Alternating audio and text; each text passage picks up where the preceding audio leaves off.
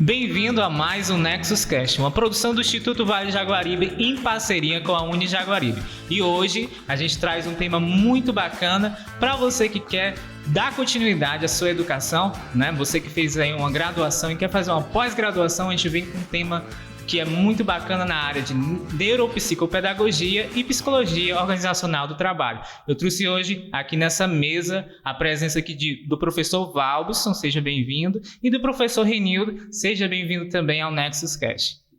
Muito bem, muito obrigado pelo convite, é uma honra estar aqui, principalmente acompanhado com o professor Renildo, né, que é uma grande referência na área de educação aqui no município de Aracati. Eu também agradeço o convite. Eu digo mesmo, viu, Valberson? É muito bom estar aqui com vocês e a gente poder bater esse papo a respeito dessas áreas que são tão importantes, tanto para a questão da educação quanto para a área mesmo de gestão, né, Valberson? Verdade. Vamos lá. A gente chega no mercado, né, depois que sai da graduação, é muito importante você dar continuidade na sua educação, né, dar continuidade na sua profissão. Então a gente vai começar com a neuropsicopedagogia. A neuropsicopedagogia ela é muito presente agora no mercado educacional, né? Para quem quer ingressar aí nesse campo, o que a gente pode fazer? Olha, na verdade a neuropsicopedagogia é bem recente no sentido de ciência mesmo, descoberta como ciência. Se falava muito em psicopedagogia e aí a neuro vem para ampliar um pouco esse espaço. Vai contribuir bastante na junção, né, de alguns caminhos que vinham sendo trabalhados separadamente. Então, quando se percebeu que se podia trabalhar a psicologia, a pedagogia e a neuro num só caminho dentro da educação, então se construiu esse caminho da neuropsicopedagogia. Então, assim, é uma área muito ampla hoje, devido a todos esses problemas que estão sendo diagnosticados de déficits de aprendizagem, dificuldades de aprendizagem, transtornos. E aí, essas três áreas, elas se juntam para tentar apresentar um diagnóstico mais elaborado de como se trabalhar a aprendizagem da criança, de se desenvolver os caminhos da aprendizagem da criança.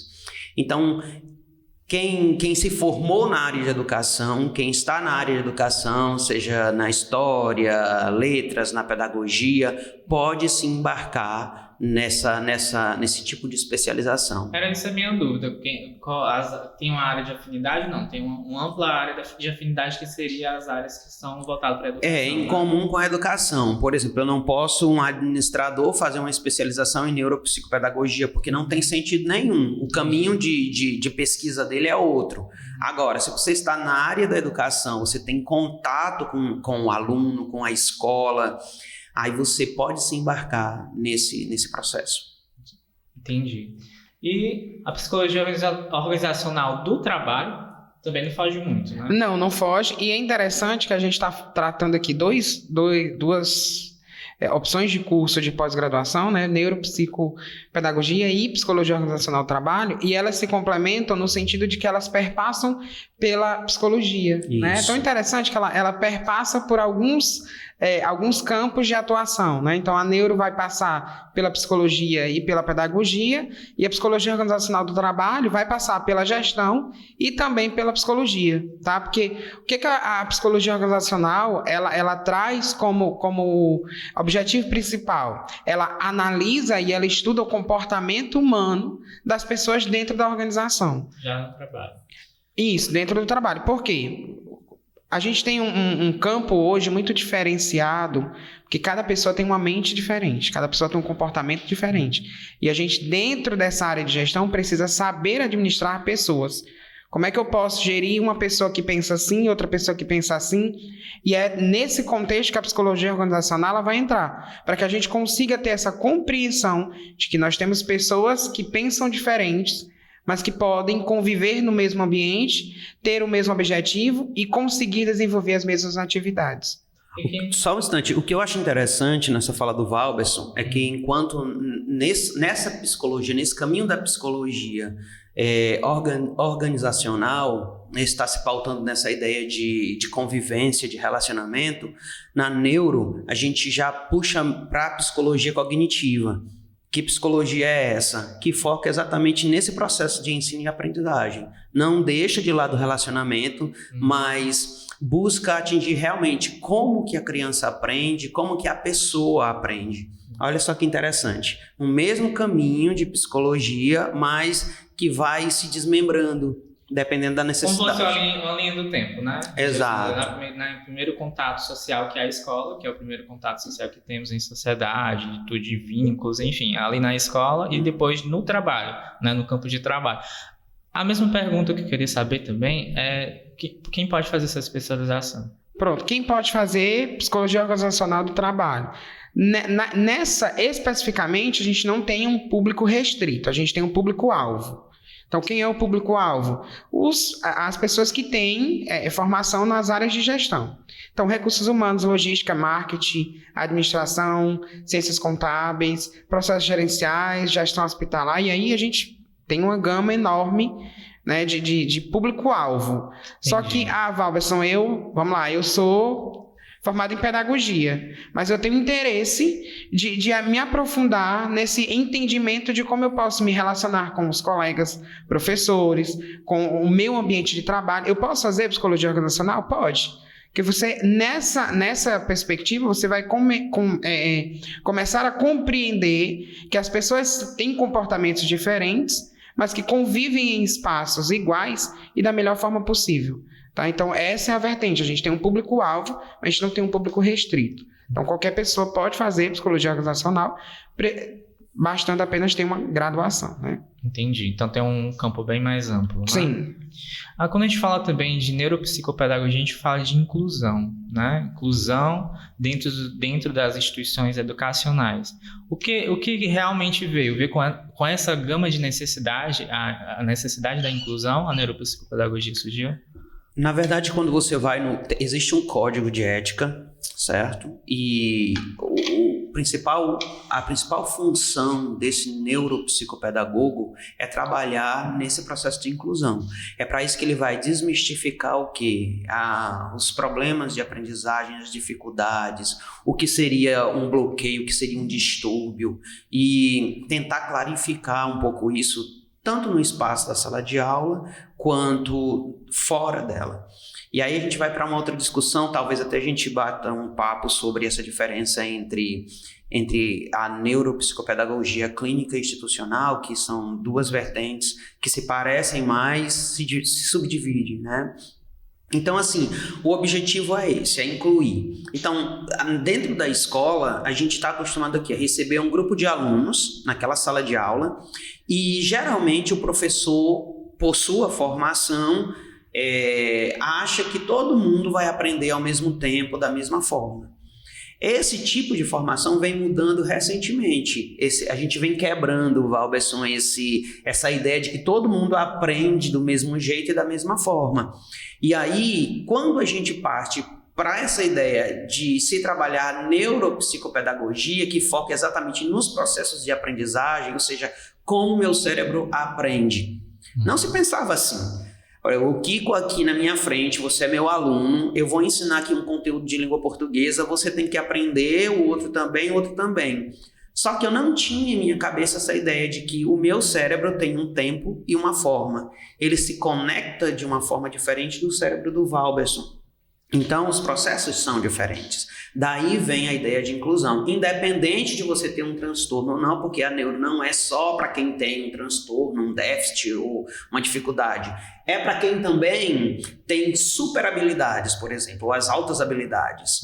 Tem gente muito, muito esperta que se desenvolve muito rápido e que são afastados do convívio de aprendizagem porque eles, por aprenderem tão rápido, acabam ficando assim, eu não quero isso na sala de aula, não vou fazer isso. Né? Eles perdem o interesse porque eles aprendem com muita rapidez. Acaba sendo que, por exemplo, eu tenho 3 filhos, né? Eu sou pai de 3 filhos, e eu vejo a deficiência deles com o pai deles também, né? Que o pai deles é pedagogo. Sim. Aí o que acontece? Eu vejo cada forma de aprender deles. Cada um tem um tempo, tem um uma jeito. forma. Mesmo se ensinando, tem um jeito, um tempo diferente.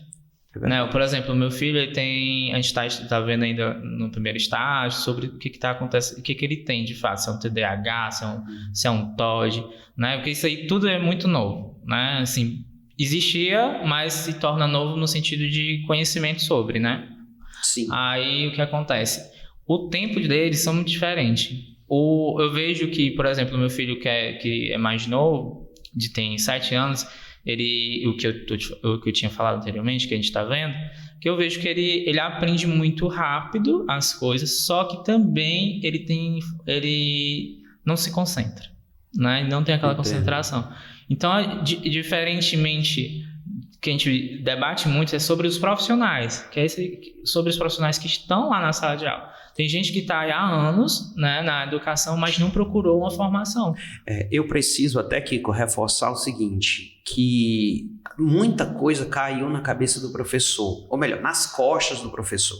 Então, ele se sente meio assim, é sempre esse discurso, você vai ouvir, eu preciso ser psicólogo, eu preciso ser isso, pai, mãe. Não, você não precisa ser nada disso. Você precisa executar a sua função. Só que não existe nenhuma função que se executa dentro do espaço da sala de aula sem se tratar com emoções, porque você está trabalhando com pessoas. E aí, o neuropsicopedagogo, ele amplia essa visão. Ele vai além do sujeito de carne e ossos que está ali na frente. Ele vai para um sujeito que sente, um sujeito que se relaciona. E na sua fala tem algo muito importante que eu preciso só reforçar. O neuropsicopedagogo, ele não trabalha sozinho. Ele não vai dizer assim, olhar para o aluno e dizer esse aluno tem TDAH, esse aluno tem autismo. Ele não vai fazer isso. Ele vai fazer até um tipo de diagnóstico hipotético do que ele acredita através dos testes que ele aplica, de que aquela criança é isso ou aquilo, mas ele vai passar para outros profissionais, que a gente chama de equipe multidisciplinar ou multiprofissional, para que se tenha um diagnóstico muito mais acertado. E desmistificar, porque com essa explosão de TDAH, de autismo, a gente olha para uma criança e a gente diz assim, tem autismo. Parece que virou praxe, né? Exato, a gente precisa ter muito cuidado com isso. Você acabou de apresentar, são 3 filhos, né, que você tem, cada um tem um tempo. Aí você olha um filho que consegue resolver questões rapidamente, você vai para o seu segundo filho que tem um pouquinho, um retardo nesse tempo. Exato. E aí você já acha que seu filho tem TDAH, seu filho tem autismo, aí precisa ter muito cuidado, nunca só pegar a opinião de um único profissional, mas levar para outros profissionais, para que se tenha um diagnóstico mais completo, porque às vezes, muitas das vezes, na verdade, esse tempo, né, essa demora não significa um problema de aprendizagem. O tempo que um tem que o outro tem diferente não é um problema de aprendizagem, é apenas o tempo de cada um. Então é por isso que esse profissional, que é o neuropsicopedagogo, né, que já é uma pessoa que já uma pessoa que já tem uma formação, que buscou mais uma formação, né, mais uma pós-graduação é necessária no campo de trabalho, né, dentro da educação. É verdade. E especialmente hoje, em que os preconceitos se proliferam e a escola que foi pensada de início, né, como uma forma de catequizar, de se ensinar as virtudes através da religião, hoje é um ambiente de exclusão e um ambiente de muita exclusão. Então, que tipo de escola nós queremos daqui para frente? Porque o que já passou já foi. Entendi. Que tipo de escola a gente quer? Meu filho vai para qual escola? Qual é a escola que vai abraçar meu filho sem determinados pré-julgamentos que a gente vê por aí? Com certeza. Eu quero pegar o gancho da fala do Renildo a respeito do tempo, de que cada pessoa tem o seu tempo. E cada criança ela tem um tempo de aprendizagem. E dentro do ambiente de trabalho, cada profissional tem o seu tempo. O Kiko pode pegar muito mais rápido a atividade do que o Renildo. Ele pode ter uma habilidade maior nesse desenvolvimento da atividade. E é tão interessante isso porque a psicologia organizacional ela vai trazer motivação e ela vai trazer atitudes. dentro do ambiente. Então, para que ela vai? Quais são os principais benefícios que ela traz? Ela motiva, porque ela consegue perceber o clima que estamos dentro dessa organização e a cultura que é arraigada, tá? Toda organização ela tem uma cultura e tem um clima. E às vezes o clima é muito favorável e aí você consegue produz, e é fantástico, a produtividade lá em cima. Como também o clima às vezes é desfavorável. E aí entra a psicologia organizacional para a gente poder fazer essa balança, né? Ter um clima que seja pelo menos amigável e a gente consiga ter a produção legal e a gente consegue ter produtividade de fato, certo? Respeitando cada tempo. Então, cada um tem o seu tempo e cada um tem a sua limitação. E é pegando também esse ponto, né? Por exemplo, se na primeira infância esses indivíduos estão se desenvolvendo na educação lá que tem cada um com o seu tempo, no trabalho também vai chegar, né? Desse jeito. É importante, Valberson trouxe a ideia de habilidades. Olha só que legal. Tudo termina nesse processo de organização, né? Organizar em casa, é organizar na rua, tudo é organização. Você não funciona sem uma organização. E aí você pergunta, e aquelas pessoas que parece que a vida é um caos, parece que é uma bagunça, existe uma organização ali também. Tem gente que joga a roupa no chão, mas existe uma organização ali também. Mas o que eu quero reforçar, que o Valberson trouxe sobre habilidades, é que essa ideia de se trabalhar o que você tem como habilidade, o que o outro tem como habilidade, o que eu tenho como habilidade, é que forma esse tríduo, é que forma essa base. A sociedade é feita de pessoas diferentes, né? Isso se conecta com a neuropsicopedagogia porque é perceber o outro como um sujeito diferente. Nós não somos iguais. Quais as habilidades que o Valberson tem num sentido de organização que pode contribuir para onde completa, né? É onde completa, é um jogo, aconteça, né? Quebra-quebra isso. É um complemento, né? Eu acho que a sociedade, a gente não é um indivíduo isolado. Por isso que é sociedade. É partilha, é convivência, é saber encaixar-se no outro, percebendo aquilo que há de bom. Porque às vezes a gente consegue perceber mais o que há de defeito, que é um grande problema dentro das organizações. Para nós é muito mais fácil identificar o defeito do outro do que a gente perceber em que ele pode me contribuir. Você não só identifica, como potencializa esses defeitos, né? Pronto. Outro gargalo. A gente prefere dar força ao defeito do que à qualidade. E aí atrapalha todo o processo. Principalmente, gente, quando a gente fala em organizações, em empresas, que normalmente nós estamos voltados para números, para resultados, para lucro, certo? E a gente esquece o humano, a gente esquece as pessoas. O clima organizacional, né? É difícil, tá entendendo? Se a gente não tiver esse olhar da psicologia organizacional, de entender o comportamento, de saber como é que você tá, como é que você vai.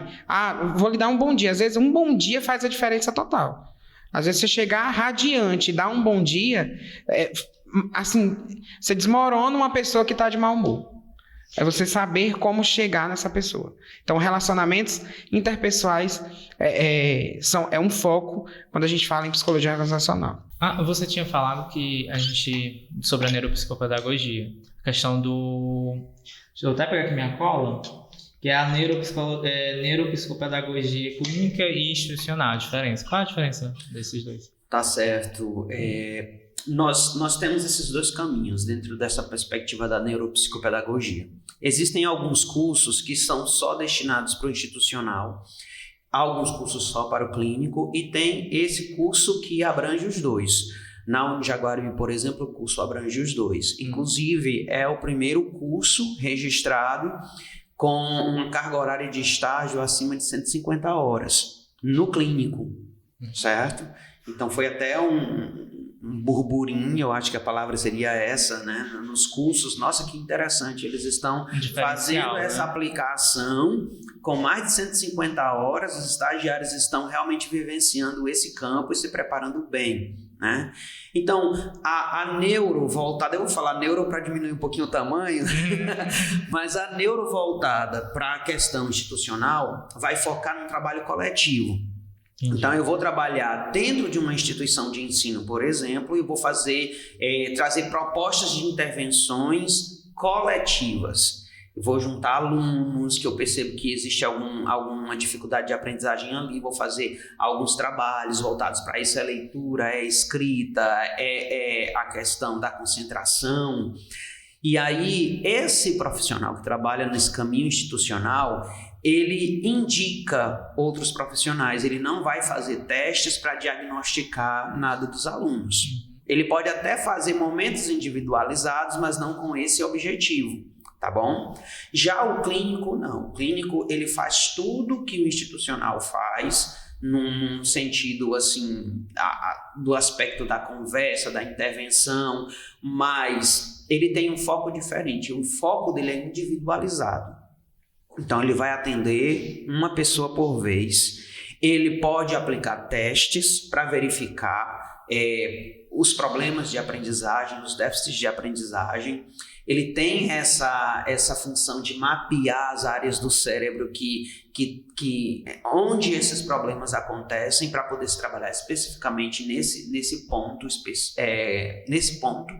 E ele pode sim apresentar diagnósticos hipotéticos, indicando outros profissionais para que esse diagnóstico seja bem mais acertado possível. Então vamos dar um exemplo. Eu atendo uma determinada criança e eu percebo que essa criança, no processo dos testes, tem dislexia. Então, no meu processo de intervenção, eu vou trabalhar com foco nisso. Mas antes de fechar esse diagnóstico, eu posso indicar outros profissionais, como um fonoaudiólogo, por exemplo, um neuro, para que se faça um trabalho mais aprofundado e a gente tenha uma certeza. Existem muitos profissionais hoje em dia que sozinhos assumem essa responsabilidade de diagnosticar. Talvez por isso nós tenhamos um monte de crianças que não têm problema nenhum, cheio de problemas. Pronto, é verdade, Renildo. Então eu vejo dessa forma, sabe? Porque tipo, o meu filho, no caso dele, ele começou um tratamento que não era para ele. Por exemplo, no começo da vida dele, lá, até os 3 anos, ainda fizeram um diagnóstico precipitado, né? Por exemplo, que é diferente uma pessoa que tem TDAH para uma pessoa que tem ansiedade, né? Sim, bem diferente. É bem diferente. O remédio que é aplicado para uma pessoa que tem TDAH, ele funciona, se for certo, e pelo profissional.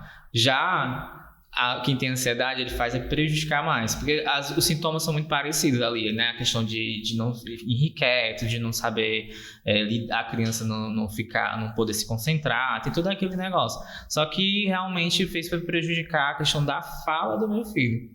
Então, eu acho importante a conscientização dos profissionais em saberem, né, ser profissional, buscar assim, eu sou um pedagogo, eu sou um professor que trabalha ali com criança, enfim, ou eu vou buscar essa especialização para me tornar um profissional melhor, para poder ter noções melhores, né, e também trabalhar melhor essa situação, porque realmente a neuroplasticidade, eu acho que é quando o cérebro da criança, do indivíduo, ele vai mudando com o tempo. Sim, né? sim. Então, isso daí é muito importante. E isso é o diferencial. Eu gostei bastante do diferencial da Unijaguaribe nesse sentido, né, professor? Que trabalha tanto os dois campos, né? O clínico e o institucional. Institucional. Então, muito bom. E o diferencial do nosso campo aí de trabalho, psicologia voltado para o trabalho? Bom, eu acho que o nosso maior diferencial são os nossos professores, tá? Os melhores, nós temos os melhores professores, nós temos a melhor cartela de professores, de profissional que já atua no mercado. Então, é interessante a gente ter essa visão de que são pessoas que têm a vivência. Então, eles sabem como funciona a psicologia organizacional dentro da empresa. Uhum. Não é alguém que estuda e nunca aplicou. Que eu digo muito em sala de aula que as teorias são lindas. As teorias da administração são fantásticas. O ruim é colocar elas em prática. Elas são diferentes na prática. No livro é a coisa mais linda, mas quando você vai para a prática, gente, tem surpresas que a gente pega no dia a dia que não está lá. E aí você tem que saber decifrar como você vai resolver. Então, é muito importante, tá? Inclusive, vou aproveitar e fazer o convite. Então, para você que tem interesse de fazer psicologia organizacional do trabalho, a gente está com vagas abertas né? Então, fica o convite aí para você. Já vem, já procura aqui a Aldeísa. Chama a Lu registrada aqui para Aldeísa, né? Não, porque a Aldeísa nos convidou, né? Então, já fica aqui. Aldeísa, um abraço, viu? Então, você tem interesse também, neuropsicopedagogia, né? Eu vou ter que vender o peixe. Não, mas na verdade, assim, eu aproveitando o espaço para dizer que eu creio que a gente precisa parar de procurar formação para ganhar mais dinheiro. Acho que esse é um ponto muito importante. Parar de procurar formação para ganhar mais dinheiro, mas procurar uma formação porque eu quero ser uma melhor pessoa. Ter uma especialização em neuropsicopedagogia, por exemplo, como professor, independente de eu buscar área institucional ou clínica, vai me ajudar a perceber as pessoas de uma forma diferente. Com certeza. Procurar uma especialização em psicologia organizacional, isso vai ser maravilhoso não só para quem trabalha em uma empresa, isso é maravilhoso para dentro de casa. Eu sempre digo, pedagogia, por exemplo. Todo mundo deveria fazer pedagogia. Eu sempre falo isso. Por quê? Porque a pedagogia, que é o processo de ensinar e aprender, está em todo lugar. Nesse momento que a gente está conversando, o quanto que eu estou aprendendo e o quanto que eu estou ensinando.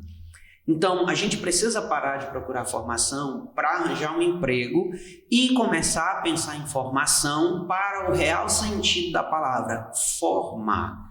Porque se você se forma bem, o emprego te chama. Você não precisa... É automático. É automático. Com toda certeza. Então venham fazer, viu, Val? Pessoal, venham fazer neuropsicopedagogia também, especialmente nossos alunos da educação que se formaram na Unijaguaribe, ainda como FVJ.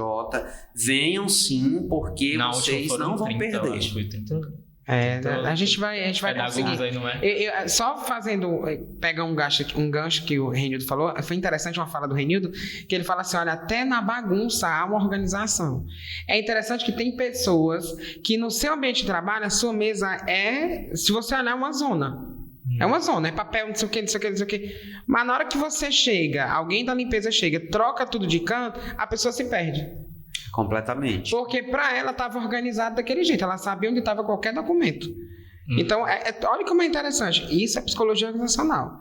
A gente precisa entender que as pessoas, mesmo na bagunça, às vezes para a Renildo é bagunça, mas para mim, eu estou super organizado. É ampliar o sentido de organização, que é realmente organização para todos nós. Então, a gente tira aí que essas duas pós-graduações, elas são voltadas para o entendimento humano dentro das suas realidades, né? Na primeira infância, já dentro do trabalho. Então, a gente faz essa ressalta, você que quer se desenvolver melhor, né, dentro das suas profissões, humanizar mais ainda o seu trabalho, né, tornar-se um profissional melhor, vem para a Unijaguaribe, faça sua pós-graduação, as inscrições já estão abertas. Eu convido também, já agradeço a presença de todos, agradeço você, professor Val, agradeço você também, professor Renildo, né? Agradeço por estarem participando, trazendo essas informações que são muito bacanas. Então, eu convido também você a seguir o nosso Instagram, né? O Instagram da instituição, né? Unijaguaribe. Siga também nossas redes sociais, que vai estar aí embaixo no encarte do vídeo. E esse foi o nosso podcast, eu agradeço. Eu quero agradecer, né? Agradecer o convite, foi uma aula. O Renildo falou agora sobre todo mundo fazer pedagogia. É interessante que a gente aprende mesmo. A gente conversa aqui, é uma conversa legal. A gente acaba aprendendo muita coisa. Hoje aprendi muita coisa sobre neuro. E eu sou grato por essa oportunidade, tá? Só para registrar meu agradecimento, registrar também, gente. Segue a gente também nas redes sociais, tá? Segue o Nexus, segue a Unijaguaribe e segue Valberson.Viana. Tchau, tchau, gente. Eu tenho que seguir também o Renil, né? Eu tenho que seguir. Então vamos fazer isso aqui. O cara já tá fazendo o merchan dele. Fazer o merchan. Ele já é social media, não. Ele é influencer. Eu também quero agradecer. Foi muito bom o momento. Esse tipo de momento em que você bate um papo e de repente você tem uma coisa toda planejada. Eu quero falar isso. E aí o Valber só fala uma coisa, você fala uma outra coisa e de repente não, acho que é mais interessante para esse caminho. Eu finalizo deixando uma mensagem de que nós precisamos tomar muito cuidado com o que nos é oferecido por aí. Muitas vezes o barato sai caro, muitas vezes a gente pensa que fazer uma especialização como essa, que requer um momento de contato visual, de discussão e de aplicabilidade do que se aprende, por coisas tão distantes, né? Tão distantes, tão baratas e com um tempo tão curto. E frias. E aí a gente acaba achando, eu sou neuropsicopedagogo, eu fiz uma especialização que durou 3 meses.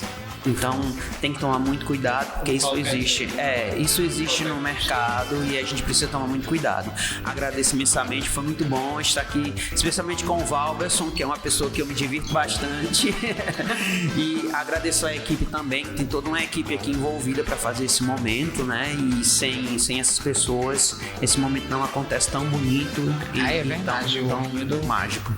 Muito bem lembrado, viu? Agradecer aí o pessoal da técnica, né? Sem dúvida, são fantásticos vocês, tá bom? Um abraço, até o próximo. Até a próxima. Até a